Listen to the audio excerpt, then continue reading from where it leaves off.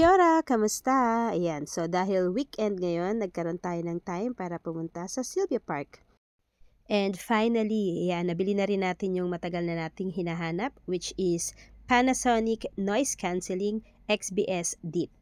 This features a built-in extra bass system or XBS port which magnifies low-frequency sound. And also, one of the things that I like here is yung noise cancelling reduction niya, especially when we are doing audio recording sounds. Ayan, so i-unbox na natin. Tara, samahan niyo ako.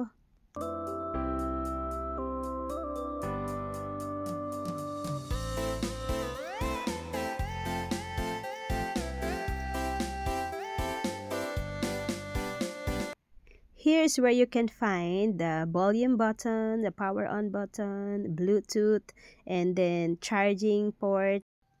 You can also notice here NC, which means noise cancelling button, and the bass button.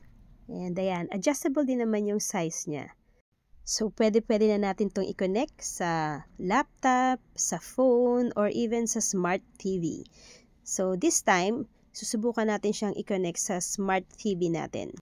You just need to long press the power on button, and ayan, so pwede na nating i-connect kaagad sa ating smart TV. Kailangan, yan, to be able to connect Bluetooth, so kailangan natin siyang i-press for at least 5 to 7 seconds, ganyan. So kailangan nagbi-blink-blink muna yung lights na yon. So it means searching na for accessories or for devices.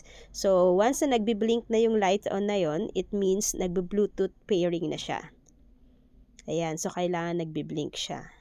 And dahil mahilig nga rin tayong makinig ng music and gumawa ng mga video recordings and audio sounds, I think this will be very helpful for me.